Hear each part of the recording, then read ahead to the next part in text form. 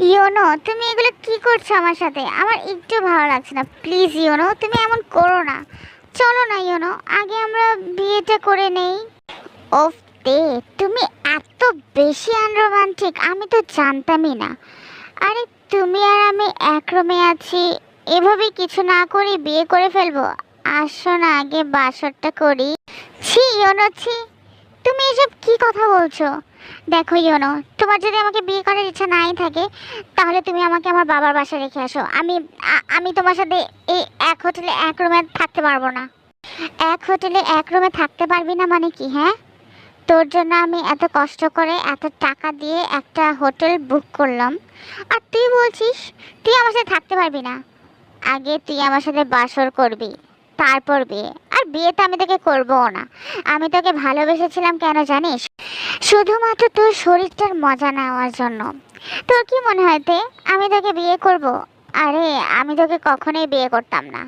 আর ওই মাফিয়া আমার কি করবে, হ্যাঁ? ওই মাফিয়া আমার কিছুই করতে পারবে না। ওই রকম হাজার মাফিয়াকে আমি অনেক দেখছি।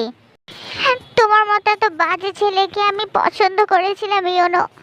তোমার জন্য আমি কত কিছুই করলাম। আমি আমার বাবাকে মিথ্যে বললাম, তোমার সাথে আমি পালিয়ে আসলাম, আর তুমি আমাকে এই ধরনের বাজে কথা বলছো? তোমার চেয়ে তো ওই মাফিয়াই ভালো, যে আমাকে ভালোবাসে। আমার শরীরটাকে না, আমার মনটাকে ভালোবাসে you know. I hate you you know. You know, তুমি যদি আবার আমাকে টাচ করো, তাহলে কিন্তু আমি অনেক জোরে চিল্লাবো। চিল্লা, যত ইচ্ছা চিল্লা, আমিও দেখবো তোকে বাঁচাতে তোর কোন মাফিয়া আসে। জাংকুক তখন অফিসে বসে বসে চিন্তা করছে, না জানে আমার তে কি করছে। আমার তেকে আমি একটা কল করে দেখি।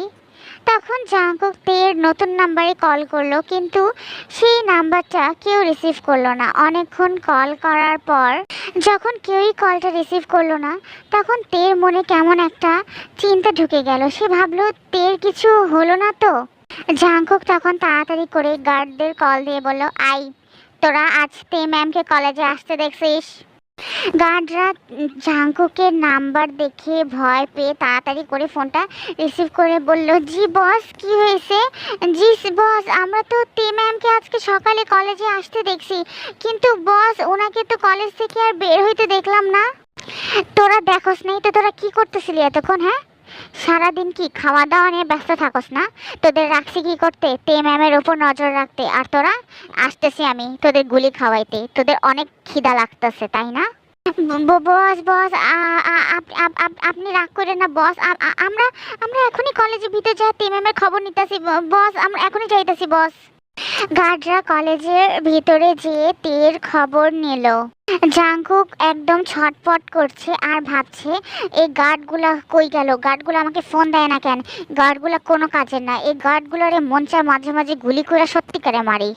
গার্ডরা তখন জাংকুককে ফোন দিয়ে বলল, বস, তে ম্যাম কলেজে গেছিল, কিন্তু কলেজ থেকে আর বের হয় নাই। আর আমরা ক্লাসে সবগুলা ক্লাস খুঁজছি, তে ম্যামরে কোথাও পাওয়া যাইতেছে না। জাংকুকের মাথায় যেন আকাশ ভেঙে পড়লো এই কথা শোনার পর, যে তেকে কোথাও পাওয়া যাচ্ছে না। সে পাগলের মতো হয়ে গেল আর গার্ডদেরকে বলল, তে যদি তোরা খুঁজে বের করতে না পারস, তাহলে সবগুলোর খবর আছে। আমার তের 1 ঘন্টার মধ্যে খবর চাই, মনে থাকে যেন।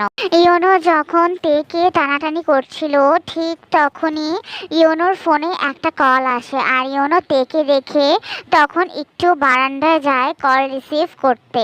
তে এই সুযোগে তাড়াতাড়ি করে তার ব্যাগ থেকে মোবাইলটা বের করে আর ভাবে সে তার বাবা আরএমকে কল দিবে।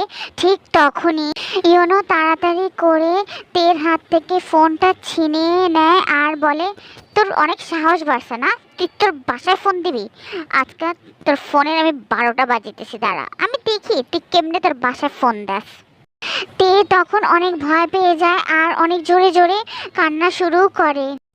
অপরদিকে সুগারও সে একই হোটেলে তার কিছু ক্লায়েন্টের সাথে একটা জরুরি মিটিং থাকে, তাই সে তার রুমের দিকে যেতে থাকে। ঠিক তখন ইয়োনো যখন তেকে হাত ধরে টানতে থাকে তখন ইয়োনোকে তার শরীরের সমস্ত শক্তি দিয়ে একটা অনেক জোরে ধাক্কা দিয়ে সে দরজা খুলে কোনো মতে সেখান থেকে পালাতে থাকে। তার অনেক জোরে সুগার সাথে ধাক্কা লেগে যায়। সুগা তাড়াতাড়ি করে তেকে ধরে আর বলে, কি সমস্যা ম্যাম, আপনি এভাবে করে দৌড়াদৌড়ি করছেন কেন? কোনো সমস্যা কি হয়েছে আপনার? আমাকে বলুন কি সমস্যা।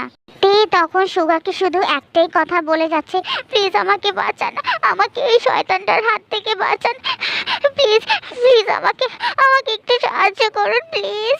সুগা বুঝতে পারছে না তে আসলে তাকে কি বোঝাতে চাচ্ছে, তাই সে বলল, আপনি প্লিজ একটু শান্ত হন, আপনি আপনি আমার সাথে আসুন আমার সাথে আপনি এখানে বসুন প্লিজ, বসুন। তখন সুগা তেকে তার রুমে নিয়ে যায় আর বলে, আপনি প্লিজ এই পানিটা একটু খান, আপনি একটু শান্ত হন প্লিজ। ইয়োনো এসব কিছু দেখে ভয়ে সে হোটেল থেকে পালিয়ে যায়। তে তখন সুগাকে বলে, আপনার আপনার প্লিজ ফোনটা একটু দিবেন, আমি আমি আমার বাবাকে ফোন করব। সুগা তার পকেট থেকে মোবাইলটা বের করে বলে, জি জি অবশ্যই নিন, আপনি কাকে ফোন দিবেন, নিন ফোন দিন। তে কান্না করতে করতে তার বাবাকে ফোন দেয় আর সেই হোটেলে আসতে বলে। সুগা কিছুই বুঝতে পারছে না আসলে তে এমন কেন করছে। সে শুধু তের দিকে তাকিয়ে চিন্তা করছে, এই মেয়েটা আসলে এমন কেন করছে, আর এই মেয়েটা কোথা থেকে আসলো। জাংকুক তখন আরএমের সাথে তের কাছে আসে আর তে এর এই অবস্থা দেখে জাংকুক খুব ভয় পেয়ে যায় আর সে তাড়াতাড়ি করে তার নিজের শরীরের কোট খুলে তের গায়ে জড়িয়ে দেয়। জাংকুক সুগাকে দেখে খুব অবাক হয়ে যায় আর বলে, সুগা তুমি এখানে, আর তুমি তের সাথে কি করছো? রিল্যাক্স ব্রো, আমি মেয়েটাকে চিনি না, মেয়েটা জাস্ট আমার কাছে সাহায্যের জন্য আসছিল, তাই আমি তাকে আমার রুমে বসায় রাখছি, আদারওয়াইজ আর অন্য কোনো কিছু না। আর মেয়েটা তো বেশ সুন্দর দেখতে। কে মেয়েটা, তোমার নতুন গার্লফ্রেন্ড নাকি? জাংকুক তখন সুগাকে বলল, সুগা ওর দিকে চোখ দেওয়ার চেষ্টাও করবে না, ও কিন্তু আমার, বুঝতে পারছো? জাংকুক এরপর তে এর কাছ থেকে ইয়োনোর ব্যাপারে সবকিছু জানার পর জাংকুক তার পকেট থেকে গান বের করে বলল, ওই ইয়োনোর আজকে তো ওর শেষ দিন। জাংকুক তখন তার গার্ডদের ফোন দিয়ে বলল, ইয়োনো যেখানেই আছে তাকে খুঁজে নিয়ে আসো আমার কাছে, 1 ঘন্টার মধ্যে আন্ডারওয়ার্ল্ডে আমি ইয়োনোর যেন দেখা পাই। জাংকুক তখন তেকে তার সাথে তার বাসায় নিয়ে গেল। তে কান্না করতে করতে তে শরীর প্রচুর দুর্বল হয়ে গেছে, তার হাঁটার মতো যেন শক্তি নাই, তাই সে বারবার অজ্ঞান হয়ে যাচ্ছে। জাংকুক তখন তেকে কোলে করে নিয়ে হোটেল থেকে বের হয়ে গাড়িতে করে তার বাসায় চলে আসলো। জিবিন ইন্টারভিউয়ের জন্য রেডি হচ্ছে, তখনই তার বাবা তাকে এসে বলল, এসব ইন্টারভিউ দেওয়ার কোনো দরকার নেই, বাসায় থাক, আজকে তোকে ছেলেপক্ষ দেখতে আসবে। বাবা তুমি আমার সাথে এমন কেন করছো? আমি বুড়া লোককে বিয়ে করব না বাবা, আমি এখন জব করব, প্লিজ বাবা আমাকে জোর করে এই বুড়া লোকের সাথে বিয়ে দিও না। একবার যখন তোকে বলে দিয়েছি যে তোর বিয়ে আমি ওই ছেলের সাথে দিয়ে ছাড়বো, তখন আমি তোর বিয়ে ওই ছেলের সাথেই দিব। আরে তোর এই এত কম টাকার জব দিয়ে কি হবে বল? কিছুই হবে না, বাসায় বসে থাক, ছেলে পক্ষ যে কোনো চলে আসবে, সেজে গুজে বসে থাকবি, আর একটা কথা আমি শুনতে চাই না। জাংকুক তেকে তার বিছানায় ঘুম পাড়িয়ে দিল আর তেকে দেখে তার কষ্টও হচ্ছে আবার প্রচুর রাগও হচ্ছে।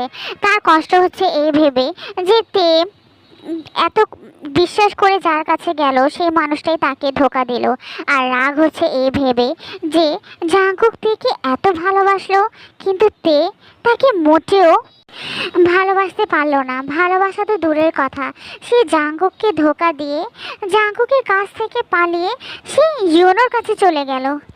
না, আমি তেকে এই কাজের জন্য কখনোই ক্ষমা করব না। আমার ভালোবাসার কোনো মূল্যই তের কাছে নেই। কেন? ওই ইয়োনো কি এতই ভালো যে সে আমাকে ছেড়ে ইয়োনোর কাছে গেল? আমি তেকে মাফ করব না। তের বারবার ঘুমের মধ্যে সেই ইয়োনোর কথা চিন্তা করে বারবার ভয়ে কেঁপে উঠছে আর বারবার একটু পরপর চিৎকার দিচ্ছে আর বলছে, ইয়োনো ইয়োনো আমাকে ছেড়ে দাও, ইয়োনো ইয়োনো আমাকে আমাকে স্পর্শ করো না, ইয়োনো ছাড়ো ইয়োনো।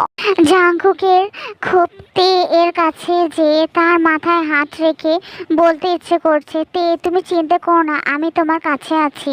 কিন্তু তে জাঙ্কুকের সাথে যা করেছে এরপর জাঙ্কুক আর তে এর চেহারাও দেখতে চায় না। তাই সে মহিলা গার্ডকে বলল, যাও তে ম্যামের কাছে বসে থাকো।